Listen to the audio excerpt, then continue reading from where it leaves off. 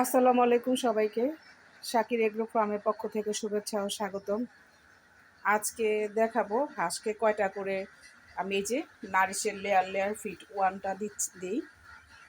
তো আমার আর 2 বস্তা বাকি, প্রায় 2 বস্তা আছে খাবার।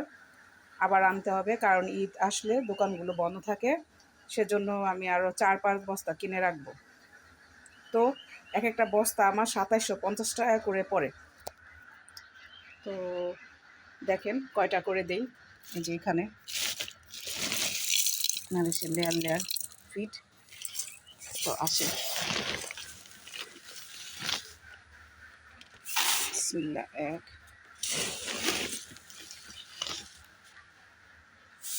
2,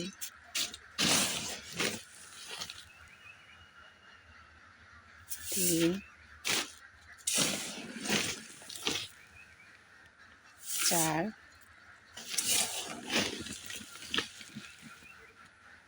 5,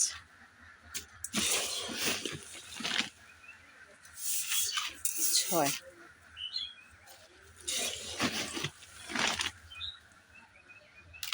1, 2, 3,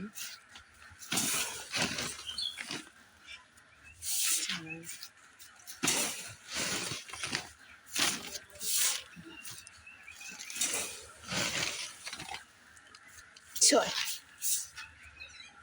তো 6টা 12টা করে দিলাম। এগুলোর সাথে এখন ইসেল দিব। তো চলেন এগুলো বাইরে নিয়ে যাই, তারপরে ইসেল দিচ্ছি। তো এখানে 15 লিটার পানি নিব। 15 লিটার পানির সাথে 3 চামচ ইসেল দিয়ে দিব। পানিটা ভরা হোক, তারপরে 3 চামচ ইসেল দিব। তো এখানে এটার মধ্যে 2 চামচ, দেখেন ইসেলটা দেওয়ার সাথে সাথে ডিমের কুসুমের মতন সাদা রং হয়ে গেছে।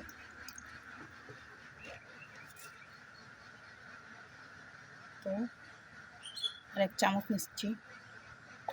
বেশি হলেও সমস্যা নাই, কারণ আমার হাঁস এখানে বেশি। তো আগে আমি 5 চামচ দিতাম, এখন 3 থেকে 4 চামচ পর্যন্ত দিই। ইসেল দেওয়া হয়ে গেছে। এখন এগুলো ভালো করে মিক্স করতে হবে।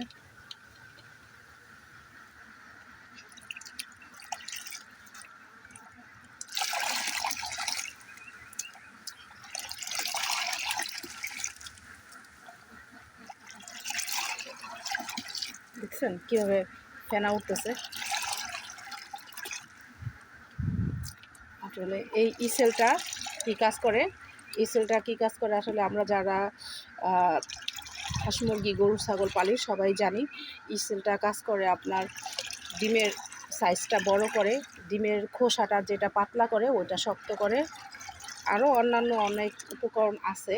তো মূলত এই 2টা কারণেই বেশি ইসেলটা ইউজ করা হয়। ডিমের প্রোডাকশনও বাড়ে, মেন হলো ডিমের প্রোডাকশন বাড়ে, খোসা পাতলা থেকে শক্ত করে, ডিমের সাইজটা বড় করে। 3টা। তো আমি ইসেল আসলে আলহামদুলিল্লাহ ইসেল খাওয়ার পর থেকে আমার ডিমের প্রোডাকশনটা কিন্তু আগে ছিল 30-35, আস্তে আস্তে ইসেল খাওয়ার 3-4 দিনের ভিতরেই আমার 15-20টা ডিম আরও অনেক বাড়ছে। তো আসেন এখন খাবারের পানির সাথে মিক্স করাবো, দেখাচ্ছি।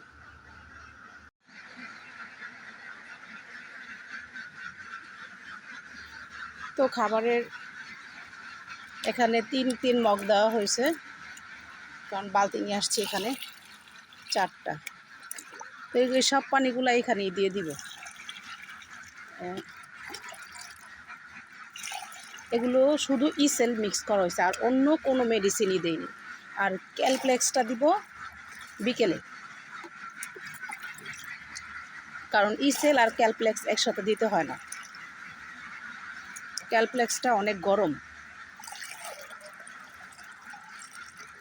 আসলে ক্যালপ্লেক্স ইসেল এগুলো খাওয়ার পরে আপনার হাঁসরা পাতলা পাতলা পায়খানা করবে, এতে ভয় পাওয়ার কোনো কিছুই নাই।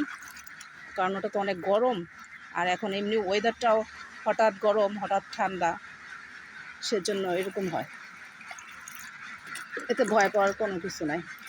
শুরু দেখবেন সবুজ আর চুনা পায়খানা করে কিনা, ওটা হলো সমস্যা। আর এখন আমি দেখতেছি ফেসবুকে বেশিরভাগ খামারিদের হাঁস নষ্ট হয়ে যাচ্ছে, মারা যাচ্ছে, গাড় বেঁকিয়ে যাচ্ছে। এগুলো আসলে প্রচণ্ড ঠান্ডাতে আর ডাক কলেরা ভ্যাকসিন না করা থাকলে এই সমস্যাগুলো হয়। তো আপনাদের যাদের এই অবস্থা হয়েছে হাঁসের, আপনারা দ্রুত পশু হাসপাতালে নিয়ে যান, ওইখানে নিয়ে দেখান। একটা ডাইরেক্ট হাঁস নিয়ে যেতে হবে। আমিও এরকম সমস্যা হয়েছিল, একটা হাঁস কী কারণে মারা গেছে আমি জানি না। আনার পর এটা আনার 2 দিনের পর আর কি, আমি হাঁসগুলো যখন নেত্রকোনা থেকে নিয়ে আসছি তখন, তো আমি এটা প্রাণী সম্পদ অফিসে নিয়ে গেছি। ওনারা পোস্টমর্টেম করার পরে আমাকে বলছে যে আপনি কৃমির ভ্যাকসিন করেন, ভিটামিন ক্যালসিয়াম এগুলো সব করাইছে। তারপরে বলছে যে আপনি এটাকে ডাক কলেরা ডাক প্লে 2টা ভ্যাকসিন করে দেন হাঁসগুলোকে।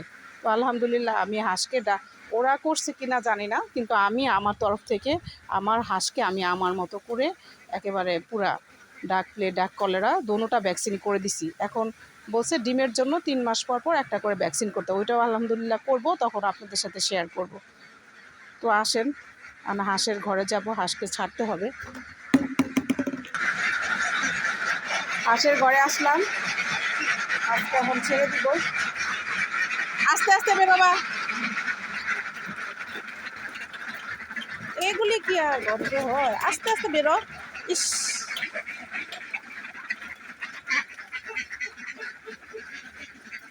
সবগুলি অভদ্র।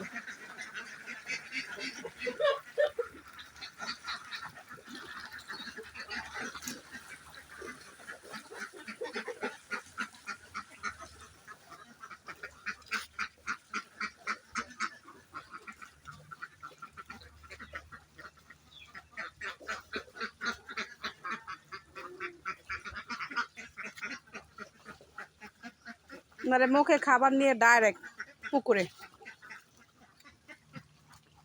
ফুর্তি, পুকুর পুরাপুরি ভরে গেছে। তো রাতে তিরপাল নামায় দেওয়া হয়েছিল, কারণ এই বৃষ্টি আসে ঘন ঘন, সেজন্য। তো এই যে বিসমিল্লাহির রহমানির রহিম, আজকে ডিমের অবস্থা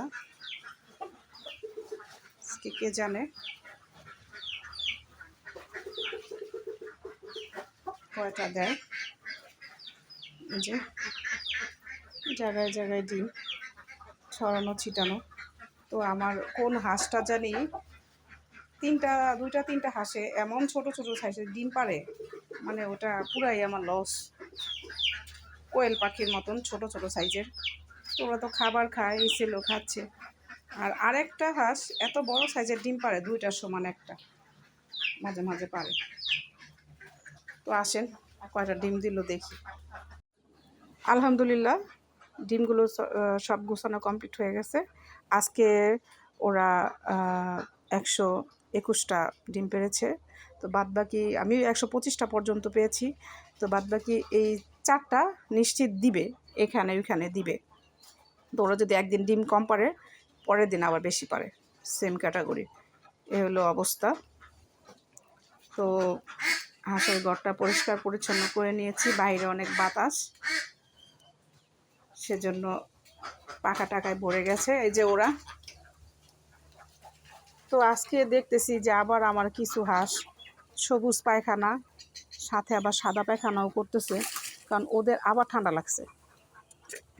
তা আমি আবার কালকে রবিবার, কালকে দেখি ডাক্তারের সাথে কথা বলবো যে ওদের তো আমি এই মাসে 2বার ঠান্ডার ওষুধ মানে খাওয়ানো কমপ্লিট। তারপরে আবার ওরা এরকম কিছু কিছু হাঁস দেখতেছি ঝিমাচ্ছে, তারপরে পা উঁচা করে রাখতেছে, ঠান্ডা লাগছে। আর যে হাঁস একটু খোঁড়ায় খোঁড়ায় হাঁটতো, তো ওইটা এখন আল্লাহর রহমতে অনেক ভালো, অনেক সুস্থ। কিন্তু ফুলে ফুলে যায় কিছু কিছু হাঁস, মানে ঠান্ডার কারণে এইসব সমস্যাগুলি হয়। এটা আমি মনে করেন মোটামুটি ভালো বুঝতে পারতেছি যে ওদের ঠান্ডার কারণে। কারণ গত পরশুদিন প্রচণ্ড বৃষ্টি হয়েছে এখানে, ওরা বৃষ্টিতে অনেক ভিজছে, সারাদিনই ভিজাভিজি, প্রায় 8-9 ঘন্টা ভিজা হয়েছে। তো কালকে আল্লাহর রহমতে এত বৃষ্টি আসে নাই, কমই ছিল। আবার আজকে একচোট বৃষ্টি হয়ে গেল কিছুক্ষণ আগে বৃষ্টি হয়েছে। তো ওদের এই অবস্থা। এই যে কিছু কিছু হাঁস পানিতে ঘুমাচ্ছে, মানে ঝিমাচ্ছে, ঘুমায় তো না, ঝিমাচ্ছে। তো আপনারা আপনাদের হাঁসের দিকে অনেক অনেক খেয়াল রাখবেন। আমি তো আজকে দেখালাম আমি আমার হাঁসকে কত পরিমাণে খাবার দেই এবং ইসেল দিই। আর দুপুরবেলা বিকেলের দিকে দিব ওকে ক্যালসিয়াম, কারণ ক্যালসিয়ামটা 4 দিন আমি অফ রাখছিলাম, ইসেল অফ রাখছিলাম, এখন আবার কন্টিনিউ করতেছি। ডিমের সাইজ মোটামুটি দেখলাম যে এই 4 দিন না করাতে একটু ছোট হয়ে গেছে, কারণ সেজন্য আর কি ইসেলটা কন্টিনিউ করছি। তো আপনারা সবাই ভালো থাকবেন, সুস্থ থাকবেন। প্রতিদিন ছোট বড় যত আপডেট আছে আমি কি করি ওদের সাথে সবই আপনাদের সাথে শেয়ার করব। আপনারা আমার হাঁসদের জন্য দোয়া করবেন। আসসালামু আলাইকুম।